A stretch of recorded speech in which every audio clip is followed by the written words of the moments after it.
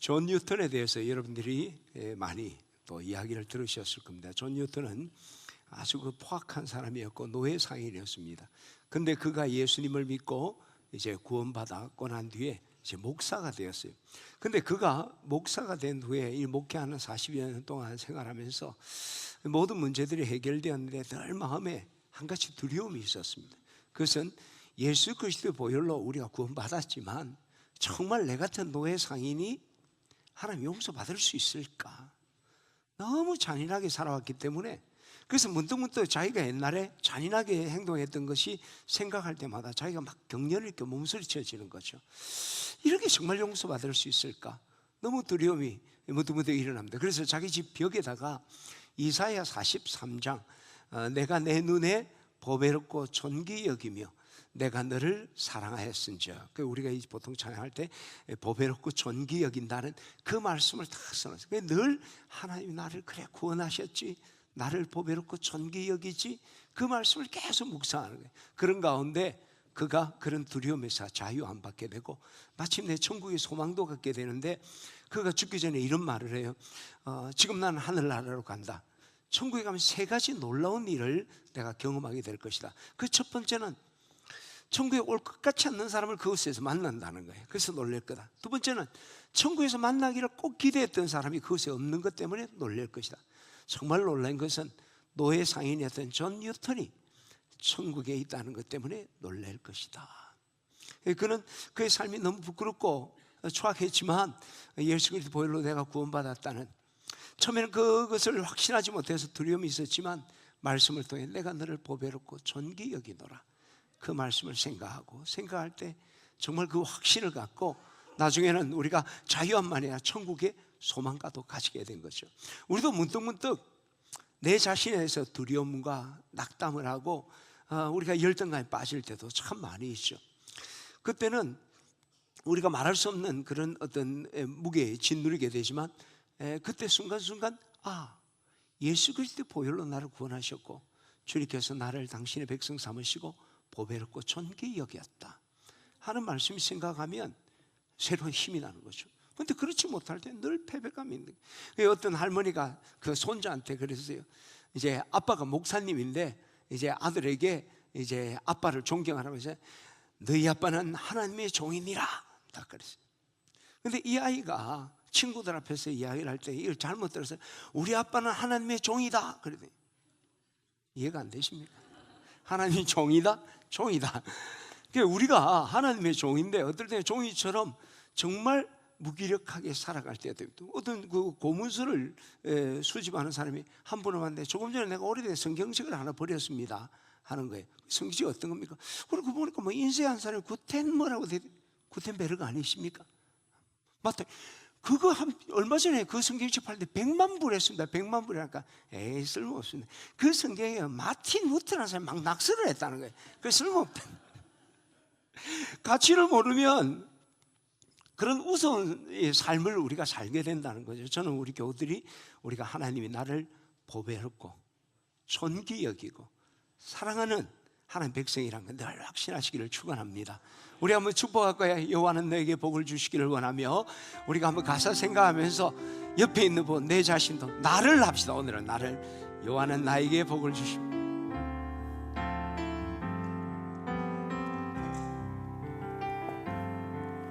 여호와는 나에게 복을 주시기를 원하며 나를 지키시기를 원하시며, 여호와는 그 얼굴을 나를 향하여 드사 은혜와 평강 주시길 원하. 나를 보배롭고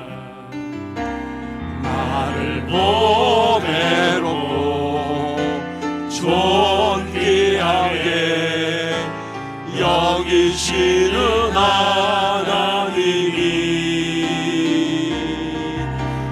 내 삶 속에서 이 약속을 신실하게 이루시리. 나의 기름진 것으로 하늘의 위한 것으로 나를 복주시고 지키신 하나님이 나의 영혼 잘되도록 은혜 베푸시며 평강으로 인도하시니. 아멘. 우리 옆에 있는 분들하고 한번 인사하면서 하나님이 자매님, 형제님을 보배롭고 존귀히 여기십니다. 늘 이 확신 가운데 사는 우리 교우들 되기를 축원합니다. 자, 그래서 오늘 아침에는 내가 얼마나 보배롭고 존귀한 존재인가 한번 우리가 말씀을 묵상하는데, 오늘 베드로전서 2장 9절이 바로 그 말씀이에요. 우리 같이 한번 읽어볼까요? 뭐 이거 다 외워야지. 시작. 그러나 너희는 택하신 족속이요 왕같은 제사장이요 거룩한 나라요 그의 소유된 백성이니. 이까지 하나님은 우리에게요 택하신 족속이다, 왕같은 제사장이다, 거룩한 나라다, 그의 소유된 백성 되게 할 것이다 아니라 이미 자기가 바로 그런 존귀한 자다. 할렐루야. 여기서 우리 택하신 족속이다, 먼저 우리 주님 말씀하시죠. 여러분, 영화 신들러 리스트라는 영화 보셨죠? 그죠? 뭐 워낙 유명하니까 찰스 스필버그가 감독했던 영화 시간이 3시간이 넘습니다. 제가 또 설교하고 있어요. 영화를 그걸 몇 번을 또 다시 봤네. 한데 그 영화는 그 오스카 스필버그라는 사람이 사업가예요. 그리고 좀 쾌락주의자고 이기적인 사람인데, 이 폴란드에 수용소를 끼고 그가 이제 공장을 운영해서 좀 돈을 벌려고 했던 그런 계획을 했다가 그 아우슈비츠라는 대학살로부터 이 유태인, 폴란드계 유태인 1,100명을 자기 공장 직원으로 채용을 해서 살려낸 그러한 내용이죠. 실제 실화예요. 실화. 흑백 영화로 되어 있죠. 뭐 대작이죠. 영화인데 이 1940년을 배경으로 합니다. 이 1940년에 신들러가 그가 이제 SS 요원들을 좀 이렇게 돈으로 매수해서 폴란드계 유태인이 운영하는 그릇 공장을 자기가 인수를 합니다. 그리고 거기에서 이제 인부들이 필요하니까 수용소장하고 이제 또 뇌물을 주고 그 유태인들을 인부로 쓰는 거죠. 그러면 아주 저임금의 그 인건비들을 저임금의 직원을 쓸 수 있기 때문에 그렇게 사용을 합니다. 그래서 그러면서 이제 회계를 담당해야 되는 직원들이 있으니까 유태인 그 스턴이라는 사람을 회계 담당자로 써서 같이 이제 공장을 경영을 하는 거죠. 근데 그 영화에 보면 아몬 괴트라는 아주 잔인한 독일 장교가 또 나옵니다. 이 독일 장교 얼마나 잔인하냐면은 이제 그 건물을 짓는데 한 여자 기술자가 뭐 거기서 노동자로 썼는데 원래 자기는 기술자예요. 그래서 이 건물이 이렇게 지으면 무너집니다. 기초부터 다시 해야 됩니다 라고 이야기해요. 그러자 괴트가 그걸 딱 듣고 딱 보니까 좀 그런 것 같아요. 그런데 그 자리에서 자기 부하에게 총살시키라는 거예요. 불만이 있다는 거죠. 그래서 사람들 다 모여서 그 자리에서 총살하는 거예요. 그리고 총살함과 동시에 다시 지어, 그렇게 하는, 정말 잔인한 거죠. 그리고 자기 살고 있는 집에서 이제 그 뜰에서 막 사람들이 광장에서 일을 하는데 자기 테라스 같은 데 나와서 딱 일을 보면서 장총을 가지고 그 일을 하는데 좀 굼뜬다든지 좀 일을 게으리하는 사람이 거기서 사냥하듯이 조준사격해서 그대로 막 총살을 해버리는 거죠. 그러니까 사람들이 막 긴장하고 하는 그런 잔인한 일을 하죠. 그분도 실존 인물입니다. 나중에 이 전쟁이 끝나고 난데 그 사람이 교성에 처해지죠. 이제 이런 것들 처음에는 이 신들러가 굉장히 야망이 있고 이 자본가였죠. 돈 버는 데만 혈안이 되어 있었는데 이런 잔인한 모습들을 보면서 마음이 자꾸 변화되기 시작하는 거죠.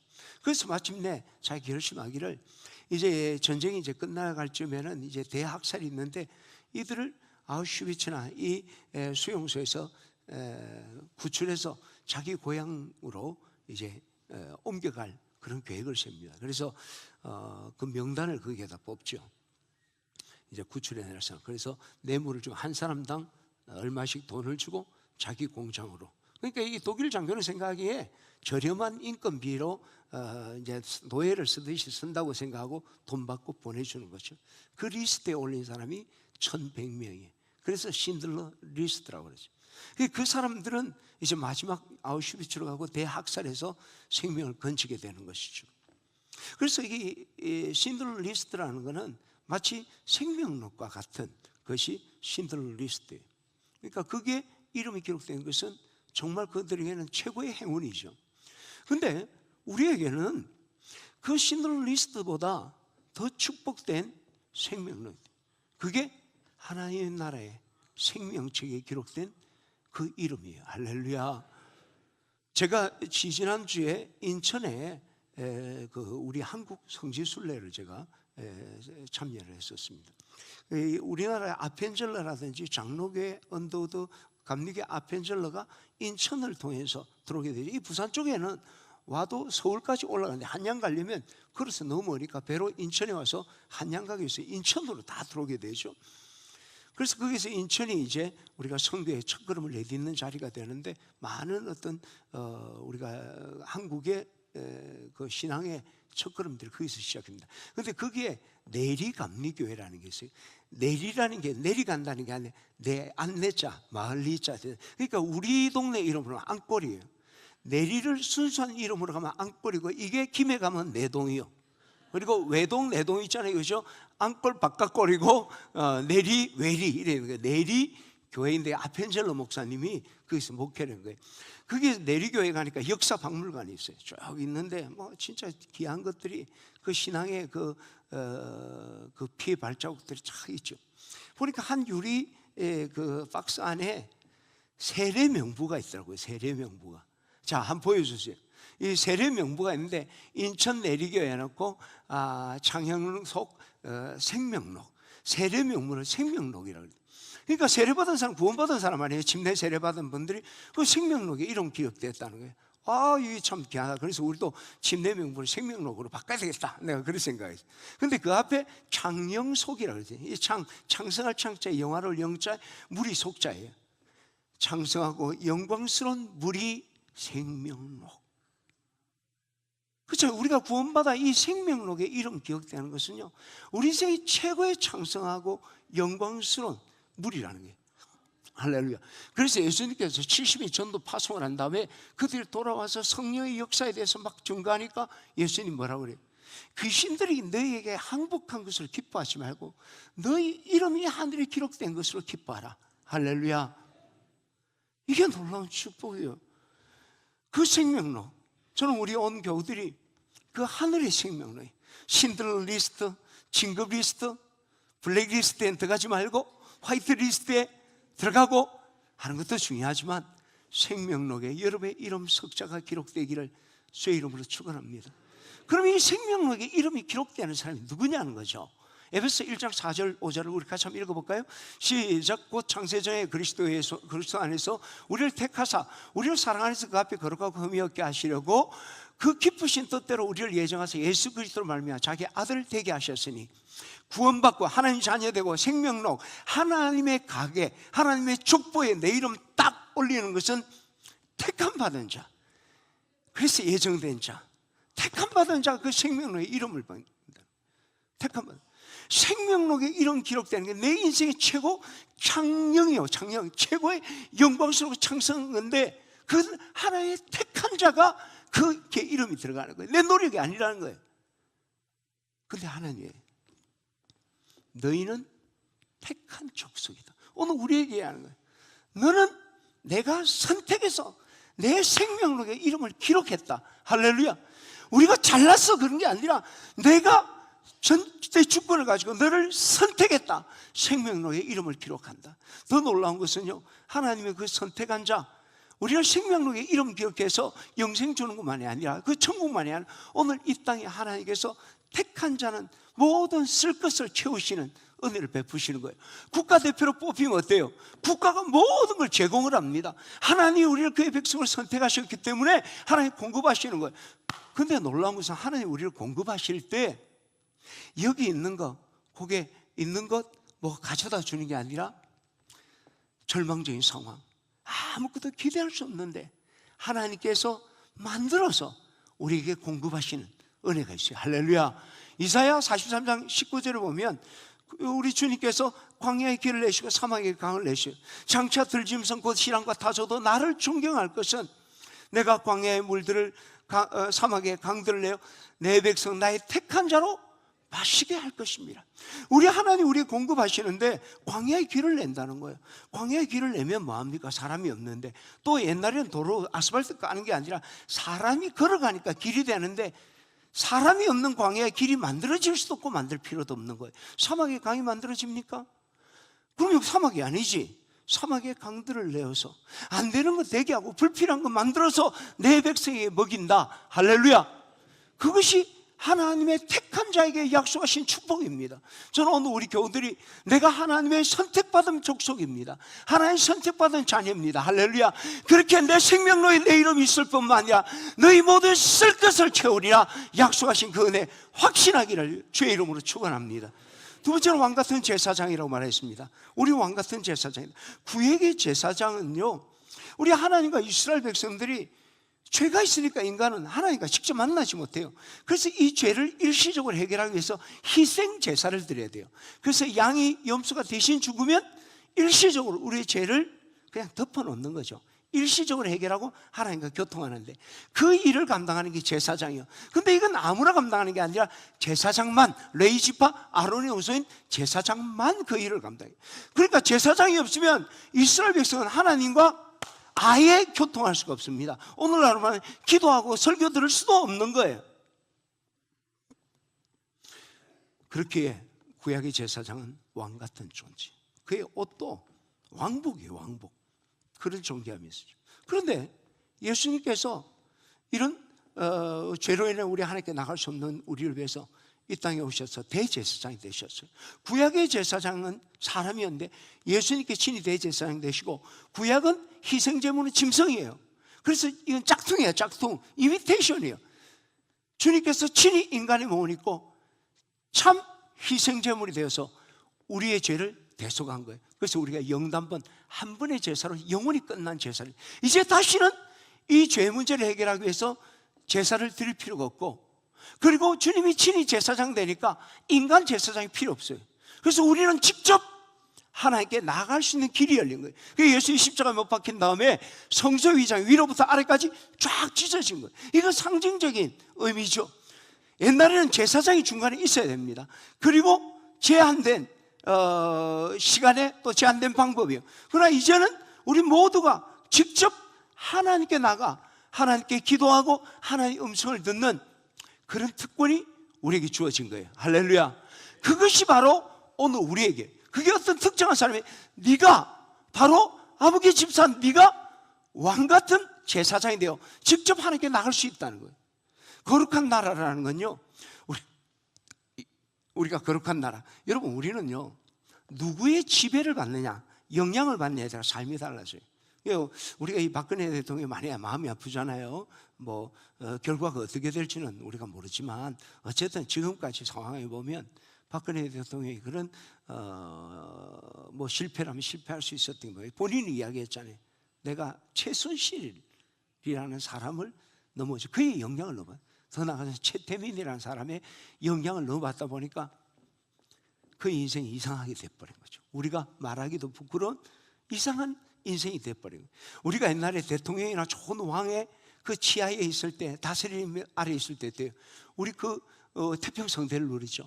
그런 못된 왕이라든지 잘못된 그런 대통령이 다스릴 때는 나라가 엉망진창이 되는 거예요. 누구의 다스림, 영향을 받느냐 참 중요해요. 영적으로도 마찬가지입니다. 사탄이 우리를 다스릴 때는요, 우리에게 늘 분노와 다툼과 갈등, 미움이 있어요. 물론 우리가 일시적으로 우리에게 미움이 있고 다툼이 있을 수 있어요. 그러나 이게 지속적으로 된다면 그것은 사탄이 우리가, 이 사탄은 삼수하는 자예요. 거짓하고 갈라지고. 그렇죠? 그러나 하나님이 우리를 다스릴 때는 거기는 사랑과 평화가 있어요. 에덴 동산에서 아담과 하와가 하나님의 다스림 속에 있을 때는 내 뼈 중에 뼈요 살 중에 살이로다. 성령은 하나 되게 하시거든요. 그 사랑과 평화가 있었어.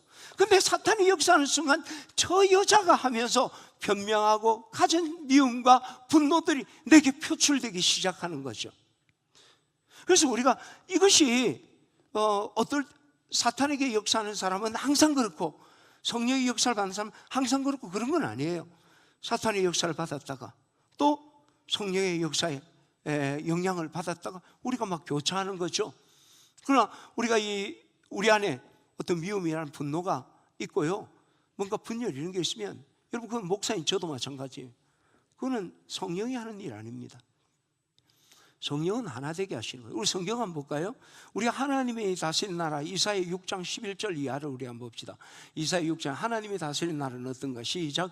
그때 이리가 어린 양과 함께 살며 포범이 어린 염소와 함께 누우며 송아지 어린 사자와 살찐 짐승이 함께해서 어린아이에게 끌리며 암소와 곰이 함께 먹으며 그것들의 새끼가 함께 엎드리며 사자가 소처럼 풀을 먹을 것이며 젖먹는 아이가 독사의 구멍에서 장난하며 젖된 어린아이가 독사의 굴에 손을 넣을 것이요 내 거룩하사 모든 것에 해됨이 없고 상함도 없을 것이요 우리 바다 덤과 지혜와라 아는 지식이 세상에 충만할 것입니다. 하나님이 다스리는 나라, 이런 나라, 어떤 나라에 이리가 어린 양과 함께 살고 또 표범이 어린 염소와 함께 눕고 송아지와 사자와 들짐승, 살찐 짐승들이 함께해서 어린아이가 사자를 이렇게 손을 꼴듯이 끌어간다는 거예요.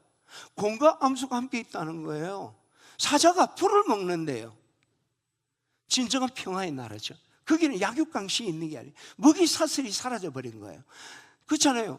송아지와 사자, 표범과 염소, 이리와 양은 같이 있어요. 이건 먹이 사슬이에요. 그런데 하나님이 다스리니까 그 먹이 사슬이 없어지고 근본적으로 사자가 초식으로 육식을 하기 때문에 먹이 사슬이 되는 건데, 초식을 하게 되는 근본적인 다툼 갈등의 문제가 해결되는 것이 하나님이 다스리는, 그게 해됨 상함도 없이 물이 바다를 덮음같이 그런 축복이 있을 것이다. 할렐루야. 그래서 우리가 하나님의 은혜 안에 다스림 가운데 있을 때는 늘 우리 안에 사랑과 평화가 흘러넘치는 거예요. 근데 주님께서 말씀하시죠. 너희는 거룩한 나라다. 이 거룩하다는 건 구별된다는 뜻이에요. 더 정확히 말하면 구별하여 예수 그리스도의 보혈로 깨끗하게 하신다는 거예요. 그게 거룩함이에요.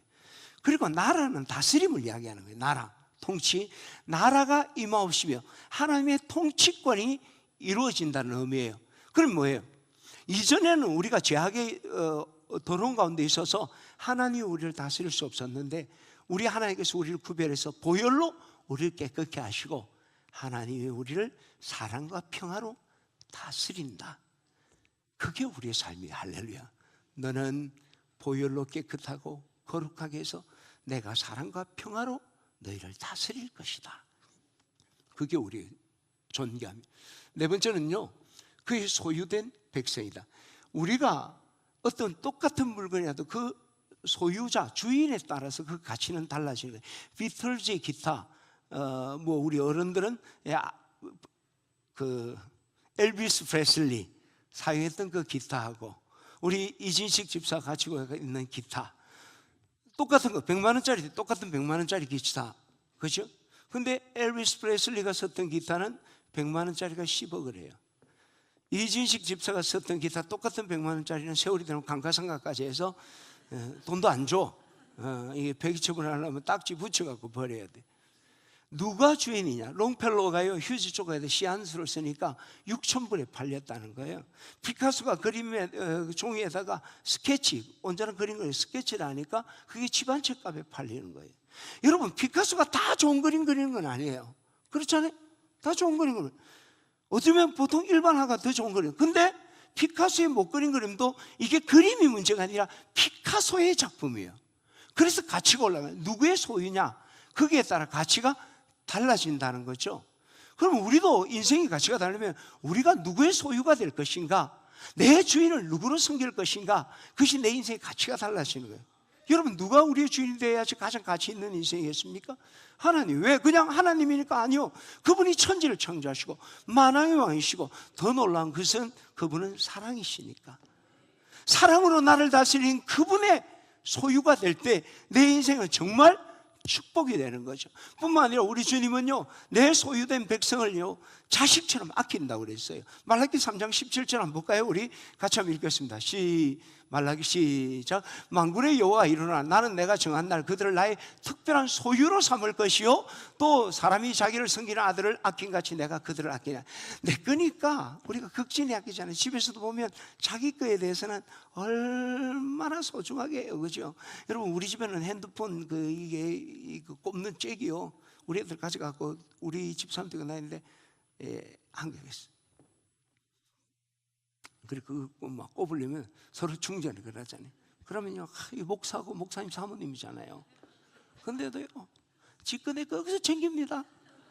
지 핸드폰, 내 핸드폰 뽑아삐고, 지 거 뽑을 때는 그 핸드폰 그냥 좀 이래 함부로 두면 막 뭐라 하고, 그죠? 나는 안 그렇겠죠, 그죠? 어쨌든 내 거라고 너무 소중히 여기는 것이. 그리고 우리 주님께 이사야 43장에 보게 되면 야곱아 너를 창조하시는 이가 이제 말씀하시니라. 이스라엘아 너를 조성한 자가 이제 말씀하시니 너는 두려워하지 마라. 내가 너를 구속하고 너를 지명하여 불렀나니 너는 내 것이다. 내가 물 가운데 행할 때 내가 너와 함께함이라. 강을 건널 때 물이 침몰치 못할 것이며 불 가운데 행할 때 타지 않을 것이고 불꽃이 너를 사르지 못하래. 이스라엘 백성들이 홍해를 거르고 요단강 건널 때 하나님 지키셨단 말이에요. 사드락과 메삭과 아벤느고가 풀물 가운데 있을 때 그 불꽃 가운데 하나님 지켰어요. 사자굴이 다니엘이 던져졌을 때 하나님 그 입을 봉하셨단 말이에요. 왜? 내 백성이니까, 내 거니까. 너는 내 것이야. 내가 너를 지명하여 불러니 너는 내 것이라. 내가 지킨다. 할렐루야. 여러분 우리가 하나님의 소유가 되면 하나님이 우리를 너무너무 소중히 아낄 뿐만 아니라 우리를 지키시는 그 축복이 있는 거예요. 할렐루야. 이것이 우리 그리스도인이 이미 약속받았고 누리고 있는 겁니다. 우리는 택하신 족속, 왕같은 제사장, 거룩한 나라, 그에 대한 백성입니다. 근데 안타까운 것은 지금 우리 택한 족속이에요. 그래서 하나님께서 너희 모두 쓸 것을 채우리라. 광야의 물을 사막의 강들 내 백성 내 택한 자로 마시게 하리라 했는데 우리 매일 무엇을 먹을까 무엇을 마실까 맨날 먹고 사는 것 때문에 걱정을 한다. 그러니까 예수님이 너무 속상하게 열받으니까 무엇을 먹을까 입을까 염려하지 마라. 이건 이방인들이 구하는 거 아니냐. 천부께서는 너희가 있어야 될 걸 다 아신다. 할렐루야. 우리가 이런 참 안타까운 것이, 저는 우리 교우들이 우리 주님의 여러분의 택한 백성으로 하나님 여러분 모든 피를 치는 거 믿고 그런 염려로부터 자유하기를 축원합니다. 또한 우리 왕같은 제사장이 하나님께 직접 나갈 수 있어요. 근데 아브라함의 하나님, 이삭의 하나님, 야곱의 하나님으로 끝나는 거예요. 더부살이 하는 거예요. 뒷공무니와 따라다니는 거예요. 아브라함의 하나님, 이삭의 하나님, 야곱의 하나님, 나의 하나님, 나의 찬양을 받으시고 나의 예물을 받으시고 나의 성결을 받으시 그 하나님을 직면할 수 있는데, 목사님 기도해 주세요. 목자님 기도해. 중보기도가 나쁜 건 아니에요. 자기는 기도 안 해요. 늘 더부살이 하는, 찡겨서 따라가는 거예요. 그건 구약 때 하는 일이에요. 지금은 우리가 왕같은, 오늘 종교개혁 500주년 종교개혁 기념주일이에요. 오늘이. 이 종교개혁의 핵심 사상이 뭡니까? 만인제사장. 모두가 하나님 앞에 제사장으로 직접 가서 내 찬양 드리고 내 기도 드리고 하나님의 음성을 우리가 직접 듣는 거예요. 할렐루야. 이 존귀함을 누리기를 축원합니다. 하나님의 나라, 하나님의 나라를 거룩하게 해서 구별해서 깨끗하게 하시고 하나님의 사랑과 평화를 주장하는데, 예수 믿는 사람이랑 안 믿는 사람이랑 비슷비슷해요. 나쁜 짓 하는 거 똑같고 내 마음에 분노, 미움들 똑같이 있고, 그게 무슨 그리스도인? 그렇잖아요. 성령이 다스리면 일시적인 미움과 분노와 다툼이 있다 하더라도 그 사랑과 평화, 그죠? 뭔가 성령이 하나 되게 하는 그런 역사들이 내 가운데 있어야 되는데, 안 믿는 사람이 뭐래? 이 절에 다니는 사람이 부처님의 자비로 그런지 안 믿는 사람이 마음이 더 넉넉하고, 예수 믿는 사람은 쫌생이같이 그냥 마음이 막 그런 것 같아요. 왜 그래요? 그리고 우리 주님은 우리에게 사랑과 평화를 통치한다. 그 사랑과 평화의 통치 아래 있는데 우리 안에는 평화가 없고 분노가 있고 또 그 존귀한 축복이 있는데, 우리는 하나님의 다스림보다 세상의 다스림, 세상의 영향력에 더 귀를 기울여, 그게 더 좋아 보이는, 참 이상하잖아요. 그의 소유된 백성 하나님이 보호하시고 아끼신댔는데 걱정 것입니다. 땅이 꺼질까? 하늘이 무너질까? 조그만 어려움만 있으면 화들짝 놀라. 하나님께서 사드락과 메삭과 아벳느고를 풀무 가운데 지키시고 다니엘을 사자굴에 지키시고 이스라엘 백성을 요단강과 홍해 가운데 지키신 분이잖아요. 나도 똑같이 하나님의 소유된 백성이에요. 나도 똑같은 하나님의 거라니까? 그러면 하나님 나를 지킬 텐데 조그만 어려움, 환경에 어려움이 있으면 두려움 때문에 어찌할 바 모르는 거야. 발발발발 떨면서 뭐 그냥 뭐 세상 다 끝나는 사람처럼 병원에 가고 막 그냥 발발발발 떨고 있는 거야. 진단 결과 나오기 전까지 막 다다다다 떨고. 두려워하지 않기를 축원합니다. 두려워 말라, 내가 너와 함께함이라. 놀라지 말라, 나는 너의 하나님이라. 내가 너를 굳세게 하리라. 참으로 너를 도와주리라. 참에 나의 어려운 오른손들을 붙들리라. 할렐루야. 이 약신 갖게 되기를 주의 이름으로 축원합니다. 그럼 왜 우리가 이 택한 족속, 왕같은 제사장, 거룩한 나라, 그의 소유된 백성인데 이 존귀함, 그 약속의 축복들을 누리지 못한 이유가 뭘까요? 왜 그럴까?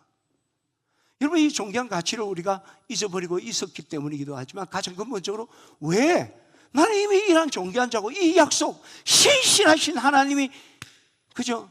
땅에 기름진 것으로 하늘에 신령한 것으로 너를 복주시고 지키실 하나님이, 그죠? 우리 주님께 그런 약속 믿어요, 안 믿어요? 그런데 왜 그것을 누리지 못할까?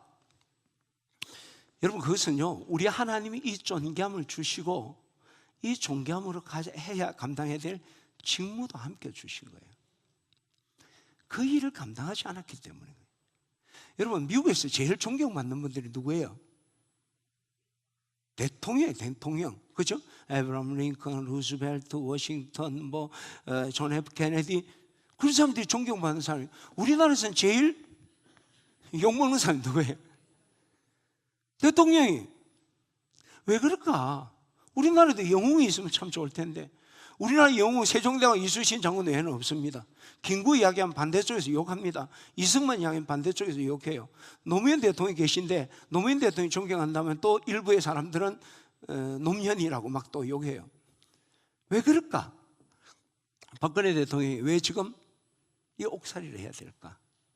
얼마 전까지 선거의 여신이다 했던 사람인데, 그렇잖아요. 박근혜 가면 남자들이 다 말아먹었던 거 다 해결했던 분이에요.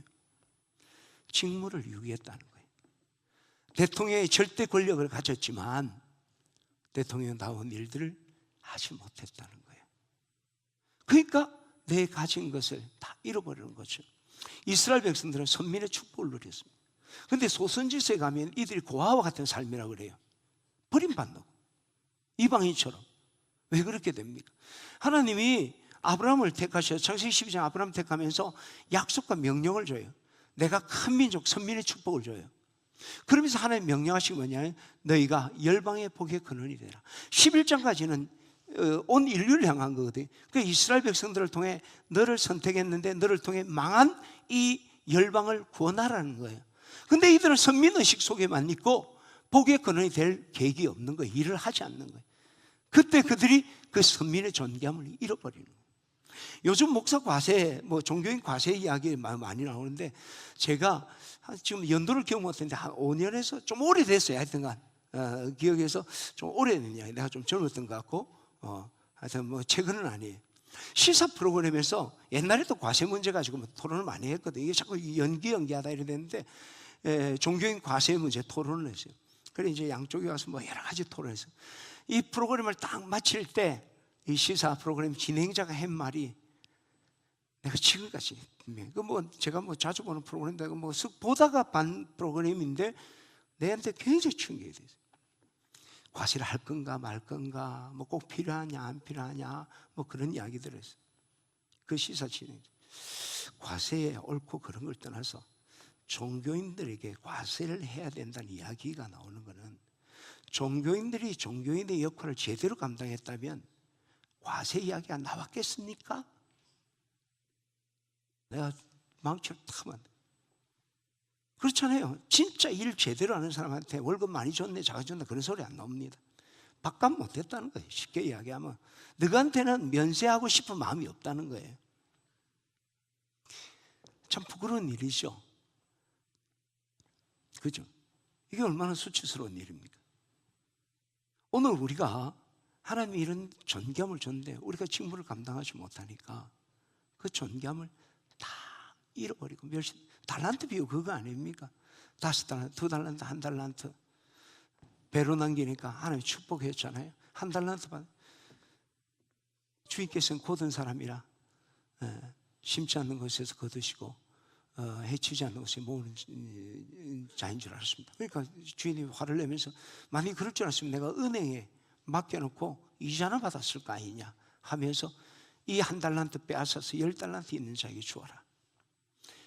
가진 자는 더 많이 받아 풍성하고 없는 자는 그것도 빼앗긴다. 그리고 어두운 데 쫓아내라. 슬피 울며 이를 갈미시라. 여러분 우리가 그렇게 생각해요. 하나님은 우리에게 존귀함을 주신 거는 그 직무 감당하기 위함이에요. 근데 이 직무 유기할 때 하나님이 진노하시는 거예요. 하나님은요 게으름을 악하고 게으른 종이라 그랬어요. 죄라 그랬단 말이에요. 하나님 맡겨진 거 왜 잘 감당 안 했으니까 축복 못 받는 것만 아니라 하나님 책망과 심판이 있다는 거 우리 기억해야 돼요. 그러니까 있는 거 다 빼앗기는 거예요. 무기력하게. 오늘 교회가 그런 게 돼버려요. 여러분 교회가 요즘요 참 우습게 돼버렸잖아. 그렇잖아요. 그렇게 직무를 제대로. 저는 오늘 우리 교우들이 정말 여러분들이 그 택한 족속, 왕같은 제사장, 거룩한 나라, 그의 소유된 백성의 존엄함과 그 축복의 약속들을 여러분 누리려고 하면 하나님이 그 존귀함과 함께 준 사명을 잘 감당해요. 그러면 우리에게 맡기신 일이 뭔가? 그게 오늘 베드로서 2장 9절 다시 한번 보겠습니다. 시작. 그러나 너희는 택하신 족속이요 왕같은 제사장이요 거룩한 나라요 그의 소유된 백성이니 이는 너희를 어두운 데서 그의 귀한 빛으로 들어가게 하신 이의 아름다운 덕을 선전하게 하신. 우리를 하나님이 이렇게 존귀하게 한 것은 하나님 우리가 이 땅을 향해 복음 전하라고 하나님이 이렇게 우리에게 존귀함을 주셨다는 것이죠. 그런데 우리가 그 복음의 사명을 감당하지 못하니까 우리가 창피스럽게 된 거죠. 여러분 하나님의 교회는 얼마나 존귀합니까? 그 하나님의 교회의 최고의 특권이 뭡니까? 음부에 내 교회를 이반석에 내 교회를 세우는데 음부의 권세가 이기지 못하는 거예요. 그러면서 하나님이 천국 열쇠를 줬다니.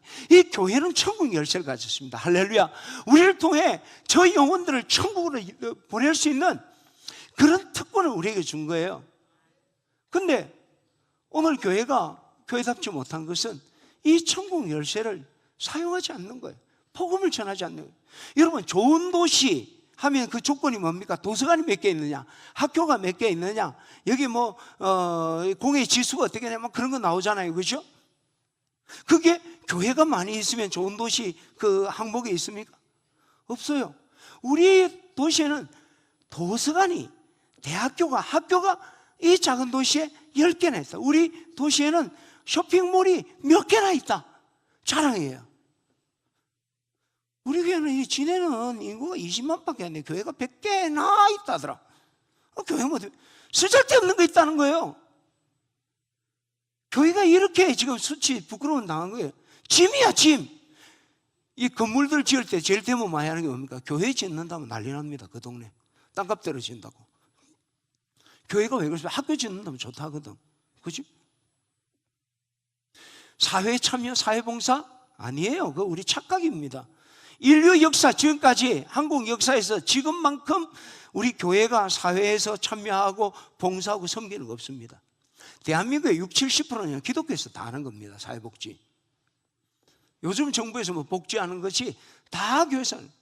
그래놓고도 욕 실컷 먹는 거야. 억수 먹는 거예요. 왜? 다른 거 아닙니다. 교회는 부단체 아닙니다. 교회는 여기가 뭐 학교도 아니고 여기서 뭐 교회가 뭐 어떤 다른 어떤 복지단체가 아니에요. 교회는 천국 열쇠를 가진 복음 전하는 것이에요. 할렐루야. 근데 교회가 그 복음을 전하는 본질을 감당하지 못하니까 교회가 이 세상에서 귀찮은 존재가 돼버린 거예요. 공예가 돼버렸단 말이죠. 공예가. 저는 오늘 우리 진해 집내 교우들이 우리 교회가 교회되는 것은요 바로 교회가 복음을 회복하는 겁니다. 그때는 그러면 우리 이야기 지금이 전도한다고 되는 시대가 환경이 그렇잖아요. 이거 틀린 이야기입니다. 환경은 뭐 있네. 내가 이 반석에 내 교회를 세우리니 음부의 권세가 이기지 못한다. 이걸 우리가 해석을 할 때 사탄의 세력이 하나님의 교회를 어떻게 하지 못한다, 그렇게 해석을 해요. 맞는 면도 있지만 정확하진 않아요. 이 음부의 권세라는 게 정확히 원어적으로 하면 음부의 문이에요. 이 반석 위에 내 교회를 세우는데 음부의 문이, 사탄의 세력들이 하나님의 교회의 복음을 막아내지 못한다는 겁니다. 우리 거꾸로 생각하는 거예요. 사탄의 세력이 뭐 틀린 내용은 아니에요. 사탄의 세력이 교회를 어떻게 공격하지 못한다고 생각하는데, 실제로는 교회가 복음을 들고 세상으로 나갈 때 사탄의 세력들은 그 복음을 이기지 못한다. 환경 시대가 아니라 복음을 전하지 않기 때문에, 내가 복음을 부끄러워하지 않으니 이 복음은 모든 믿는 자들이 구원을 주시는 하나님의 다이너마이트, 두라미스 능력이 된다고 했습니다. 문제는 지금 이 시대 환경이 아니라 우리가 복음을 전하는 직무를 유기하고 있기 때문에 복음의 문이 열리지 않고 우리가 무기력하게 되었다는 거예요. 근데 우리가 이 복음을 전할 때 하나님은요, 복음의 문을 열 뿐만 아니라 얼마나 놀라운 역사가 일어납니까? 나의 존귀함을 더하는 거예요. 많은 사람을 옳은 대로 인도하는 자는 하늘의 별처럼 영원토록 비치게 하리라. 복음을 전할 때 내가 단순히 택한 족속, 왕같은 제사장, 거룩한 나라, 그의 소유된 백성에서 하나님은 업그레이드해서 우리를 존귀케 하신다. 할렐루야. 여러분, 사도행전 6장에 7 집사가 나오잖아요. 빌립, 스데반, 브루고르, 니고로, 디몬, 바메나, 니골라 나오잖아요. 이 중에 여러분 니골라 나쁜 집사로 소개되고, 여러분 이름 아는 집사가 누가 있습니까? 디몬, 바메나 알아요? 알아요? 스데반, 빌립 알잖아요. 우리가 기억되는 스데반, 빌립, 그들이 누굽니까? 전도자예요. 사도행전에 보면 집사 빌립이라고 안 하고 전도자 빌립. 스데반은 복음 전하다 숭배했던 사람 아니에요. 그들을 우리가 기억하고 주님이 기억하는 거예요. 할렐루야. 저는 평생에 우리 교회가 하나님 가슴에 기억되는 교회 됐으면 좋겠다. 뭐 여러 가지 이유가 있겠죠. 주님이 정말 기억하는 건 뭡니까? 복음 전하는 거예요. 오늘 제 넥타이가 어떻습니까? 괜찮아요? 괜찮아 보이십니까? 어머니 괜찮아 보여요? 우리 아버지 돌아가시고 남긴 유일한 유물이에요. 우리 아버지 넥타이. 괜찮지, 그지? 유품 남겼는데 한 개 건지고 요거 하나 딱 건졌어요. 오늘 내가 왜 이 넥타이를 했을까요? 우리 아버님이 이제 이북에서부터 쭉 이렇게 내려오셔 평생에 목회 80세까지 목회하셨잖아요. 그리고 마지막에 제가 우리 아버님 곁에 있었으니까 마지막 결론을 냈는데 강조했던 것, 부흥사였거든요. 설교를 잘 하시는 분이에요. 근데 마지막에는 했던 말, 그것만 꼭 하는 거예요. 말씀대로 살아야 되고 전도해야 된다. 전도해야 된다. 이것이 목사가, 교회가 존재하는 유일한 목적이고 진정한 존귀합니다. 내가 우리 아버님 그걸 생각하면서 오늘 특별히 이 넥타이를 고르고 골라갖고 내가 딱 메고 나온 거예요. 여러분 기억해야 됩니다. 우리 존귀함은 복음을 전할 때, 바울은요 천국 가서 내 면류관이에요. 내 소망과 기쁨과 자랑의 면류관, 그거 강림하실 때 우리 주 예수 앞에서 너희가 아니냐. 내 기쁨과 자랑과 면류관이 뭐냐? 하나님 앞에 섰을 때 너희가 아니냐. 할렐루야. 저는 오늘 우리 진의 침례 교우들이 다시 우리가 버리어 개 같은 우리의 모습에서 입을 열어서 복음을 외쳐야 됩니다. 그게 교회 되게 하는 것이고, 우리의 존귀함을 더 거룩하고 힘있게 하는 그 존귀함을 회복하는 것인 줄 믿습니다. 뿐만 아니라 우리가 복음의 입을 열어야 되는 것은 우리 존귀함을 회복하는 것만이 아니라 정말 그 한 생명 생명록에 기록하는 것이 너무 소중하기 때문에 신들러 리스트 영화를 마무리하면서요, 이제 2차 세계대전이 끝났어요.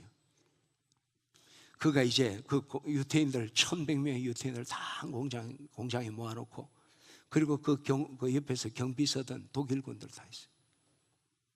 전쟁이 끝났다. 이제 나도 전범이다. 왜 군수품을 만들어내고 노동 착취했으니까 이제 오늘 12시 후에는 당신들의 해방이고 나는 도망자가 될 것이다. 독일군들한테 이야기한 거야. 너 상부에서 이 사람들 다 죽이라는 명령 받았다. 죽이려면 지금 죽여라. 다 모여있다. 그러나 내가 생각할 때 지금 애꿎은 나죠. 집으로 돌아가라. 그러니까 한 사람이 다 떠나는 거죠. 그리고 마지막 작별하고 이제 가방을 들고 이제 차를 타고 이제 떠나는 장면에 모든 신들 리스트에 그 사람들이 모여서 한 편지를 주는 거예요. 당신이 가다가 연합군에게 붙잡히게 되면 이 편지를 보여주십시오.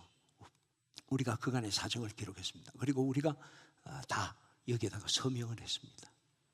그리고 난 뒤에 또 한 사람이 자기들의 이빨 녹여서 만든 금반지를 주는 거예요. 그 장면부터 잠시 보겠습니다.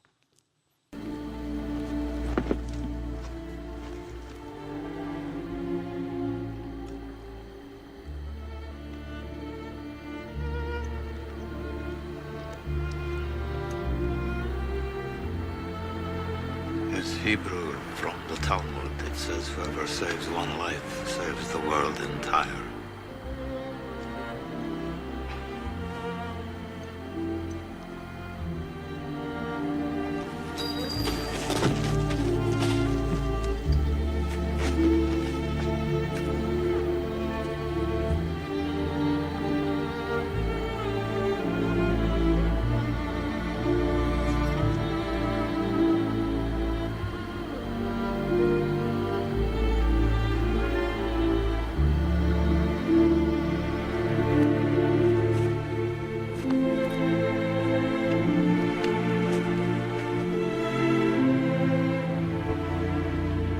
I could have got more out.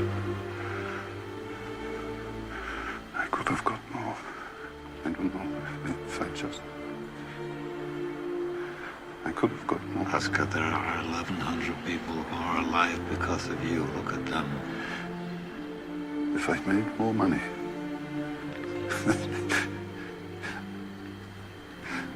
I threw away so much money. You have no idea. If I just... There will be generations because of what you did. I didn't do enough. You did so much.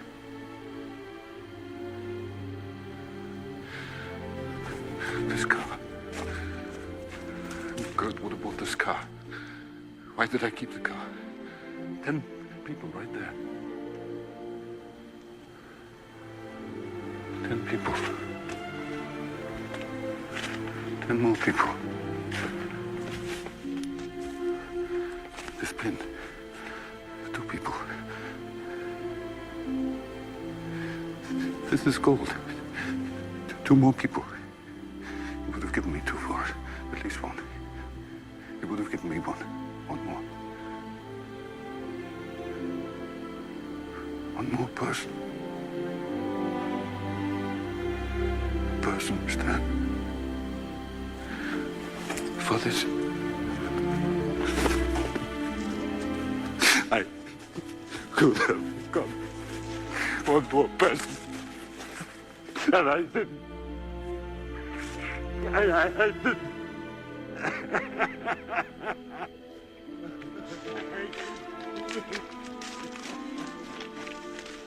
신들러는 자기 전 재산을 투자해서 1,100명의 유대인을 살렸습니다.